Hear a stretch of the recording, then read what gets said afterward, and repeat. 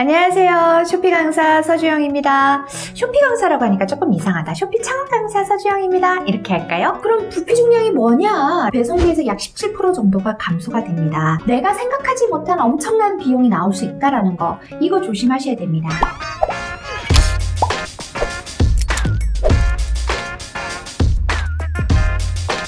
오늘은 며칠 전에 새로 변경된 그 배송 정책 관련해서 좀 공유를 드려볼까 합니다. 지난 7월 20일경이었어요. 새롭게 발표된 내용인데요. 그동안 쇼피는 항공으로 배송을 하는 것임에도 불구하고 다른 일반 항공 배송사들과는 전혀 다르게 부피 중량을 적용하지 않았었어요. 오로지 실중량에 의해서만 배송비를 부과를 해왔었거든요. 이렇게 항공으로 물건을 보내보신 분들은 아시겠지만 이게 진짜 감사하고 진짜 좋은 일인 거예요. 물론 쇼피가 실중량으로 하지만 그 갭이 10g이라고 하는 아주 촘촘하게 매우 촘촘한 간격이라서 포장을 살짝만 어떻게 뭘 더 하느냐, 한 바퀴를 더 돌리느냐 덜 돌리느냐에 따라서 배송비가 달라지는 경험을 하기는 하셨겠지만 어찌됐건 2021년 8월 3일부터인가요? 결국 이제 쇼피 코리아도 부피 중량을 청구를 하겠다라는 결정을 한 건데, 사실 이게 코로나로 인해서요, 다 온라인 마켓플레이스에서는 모든 물류비가 다 오르고 뭐 배송을 못하는 지역들도 생기고 할 수 없도록 이제 막히고 막 이러는 상황에서도 쇼피는 진짜 꿋꿋하게 계속 배송이 됐고, 그리고 금액도 올리지 않고 이랬었거든요. 그래서 제가 감사한 일이었다라고 표현을 한 건데요. 근데 이제는 1년 반이 지났잖아요. 코로나가 발생이 된 이후부터. 결국 코로나 상황에 진전은 없고 그러는 가운데서 쇼피 코리아도 더 이상 버티기가 쉽지 않았을 것 같다라는 생각을 하기는 합니다. 그래서 사실 요번에 변경돼서 올리는 거 저는 그렇게 크게 막 속이 상하거나 그러지는 않아요. 여러분들도 좀 그런 마음이시면 좋겠다라는 생각으로 이거를 좀 소개를 할게요. 쇼피는요, 조금 전에 말씀드렸듯이 8월 3일부터 싱가포르, 인도네시아, 필리핀, 말레이시아, 베트남, 브라질 마켓에서요, 판매를 하시기 위해서 이제 쇼피 지파지로 입고를 시킬 거 아닙니까? 그렇게 입고를 시키는 모든 주문건에 대해서요, 부피, 무게, 청구 기준에 부합이 된다면, 이 조건을 걸었습니다. 부피, 무게, 청구 기준에 부합이 된다면 그 주문건을 대상으로 해서 부피 중량을 청구하는 방향으로 정책을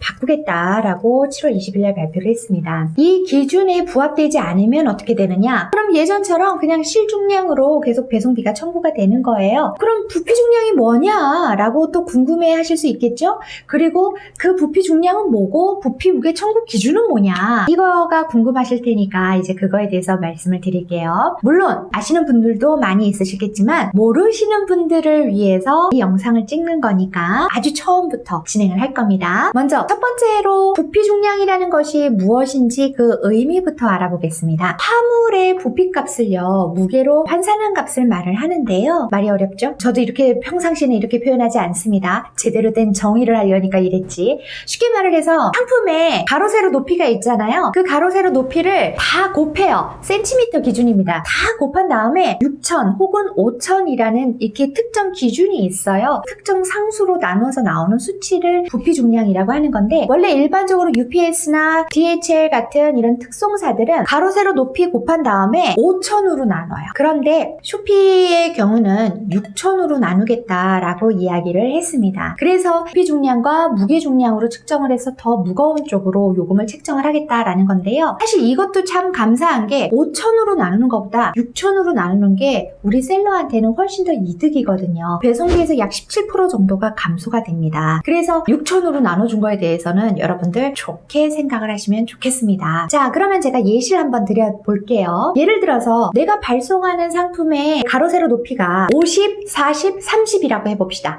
이렇게 됐을 때 실제 상품 무게가요, 예를 들어 7kg라고 한다면 부피 무게는 50 곱하기 40 곱하기 30이잖아요. 그러면 6만이에요. 6만을 나누기 6,000으로 하는 겁니다. 그럼 무게가 10kg가 나오겠죠? 그렇기 때문에 항공사에서 부과하는 기준은 7kg보다 10kg가 많잖아요. 그래서 10kg로 책정을 한다는 거예요. 근데 여기서 잠깐 짬으로 조금 전에 제가 5,000보다 6,000이 좋다라고 말씀드렸잖아요. 만약에 50, 40, 30 곱해가지고 6만 나온 걸 이걸 5,000으로 나눈다고 생각해 보십시오. 하십시오. 그러면 책정이 되는 부피 무게가요 12kg 정도가 될 겁니다. 그러니까 5,000보다 6,000이 우리한테 유리하다는 거 느껴지시죠? 자, 그러면 이제 의미는 아셨다라고 생각을 하고요. 부피 무게가 뭔지에 대한 의미. 다음 이제 두 번째. 이제까지는 정의에 대해서 알아봤으니까 이번에는 쇼피의 부피 무게 청구 기준에 대해서 좀 알아보겠습니다. 쇼피는 부피 무게 청구 기준에 부합하는 경우에 한해서 부피 무게 규정을 적용하겠다라고 했는데 쇼피가 말하는 부피 무게 청구 기준이라는 것은요. 가로, 세로, 높이를 곱한 게 아니고 합친 겁니다. 합쳤을 때 60cm가 넘는 것을 의미합니다. 자, 다시 말할게요. 가로, 세로, 높이의 합이 60cm가 넘는 것이 쇼피가 말하는 부피 무게 측정 기준에 부합한다라고 볼 수 있겠습니다. 그래서 제가 조금 전에 말씀드렸던 그 50, 40, 30cm 박스를 본다라고 하면 그러면 다 더해야 되잖아요. 50 더하기 40 더하기 30이잖아요. 그러니까 120cm 나오죠? 그러면 당연히 부피 무게가 적용이 될 수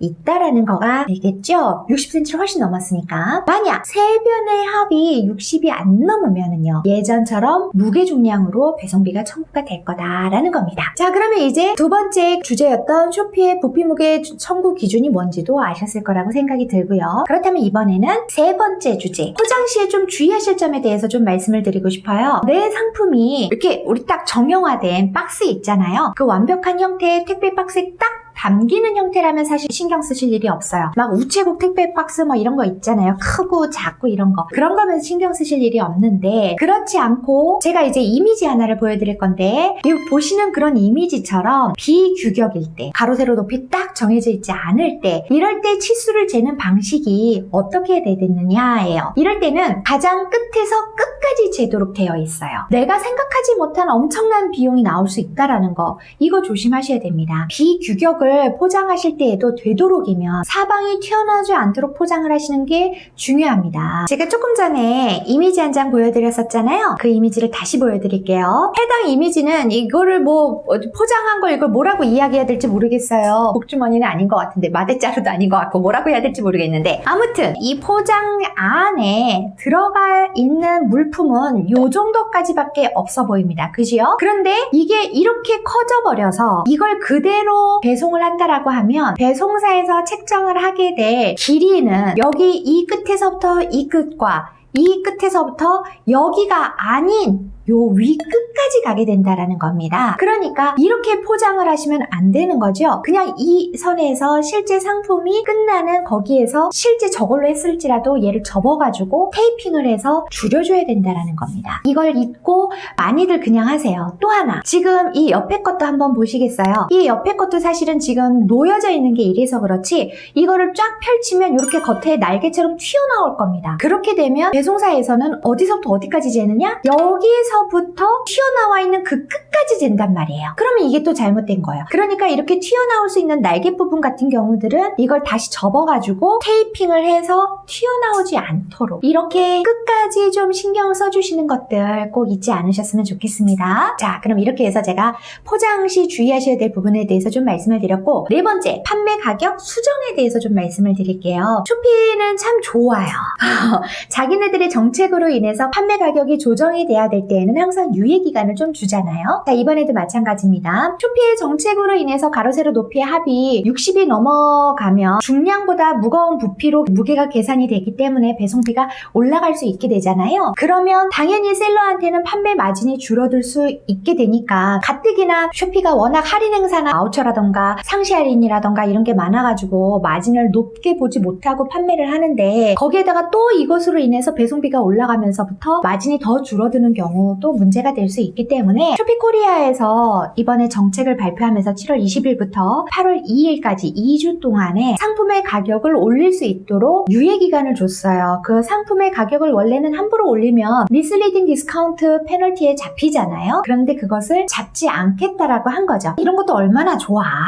그런데 다만 아쉽게도 제가 찍은 이 영상이 여러분들을 찾아갈 때에는 8월 2일 딱 그 전후나 되지 않을까 싶어서요. 미리 말씀을 드리지 못한 것이 좀 죄송할 뿐이고요. 모든 셀러분들이 미리 이 쇼피코리아의 공지를 체크를 하시고 나의 가격도 체크를 완료하셔서 업데이트를 해 놓으셨기를 바랄 뿐이고요. 이 영상은 추후에 새롭게 리스팅을 하고자 하시는 그런 셀러분들에게는 꼭 도움이 될 수 있으면 좋겠다라는 마음을 가져봅니다. 자, 새로 리스팅을 하실 때에는 다시 한번 말씀드리지만 이 부피 무게를 꼭 생각하시고 진행을 하시면 좋겠습니다. 자, 이제 마지막 5번째. 쇼피가 또 나라별로 발송 가능한 규격을 또 바꿨어요. 그 이야기를 할 겁니다. 변경 전에는 싱가포르, 인도네시아, 말레이시아, 필리핀 모두 다 가로, 세로, 높이 합쳐서 그 길이를 다 합쳐가지고 240cm를 넘길 수 없게 했었고요. 또 한 변의 길이 하나만 놓고 최장의 그 최대 길이가 120cm를 넘을 수 없다라고 규정을 해놨었거든요. 그런데 이번에 같이 변경이 됐어요. 싱가포르, 인도네시아, 말레이시아, 필리핀, 베트남까지 세 변의 합이 270cm를 넘길 수 없다라고 240에서 270으로 30cm 정도를 늘려줬고요. 한 변의 길이는 인도네시아, 말레이시아, 필리핀, 베트남은 예전과 동일하게 120cm를 넘길 수 없다라고 기존의 정책을 유지를 했는데 싱가포르는 100cm를 넘길 수 없다라고 20cm를 줄였습니다. 그러니까 한 변의 최대 길이는 100cm입니다. 싱가포르의 경우는. 그리고 세 변의 합이 합쳐서 270. 중량 같은 경우는 안 변했어요. 예전에도 30kg까지 보낼 수 있었던 거 변하지 않고 여전히 30kg까지 보낼 수 있습니다. 자, 그래서 이 최대 규격 사이즈를 초과하는 경우에 만약에 여러분들께서 발송을 하시잖아요. 그러면 발송이나 배송 자체가 거절이 될 수 있습니다. 그래서 내가 판매하는 제품이 좀 다소 크다라는 느낌이 드신다면 항상 그런 분들께서는 먼저 최대 치수가 어느 정도 가능한지를 이걸 꼭 기억을 해 두시고 진행을 하셨으면 좋겠습니다. 자, 오늘 제가 이렇게 5가지에 대한 이야기를 여러분들께 말씀을 드렸고요. 오늘 저희 영상을 여기까지 하도록 하겠습니다. 저희 영상이 조금이라도 여러분들께 도움이 되셨다면 참 좋겠습니다. 다음에 다른 주제로 또 뵐게요. 라스트 원. 우리 직원들이 이런 말을 합니다. 뭐 좋아요 이거 눌러주세요 라는 말을 하라는데 몰라. 다음에 다른 주제로 또 찾아뵙도록 하겠습니다. 다음에 봬요.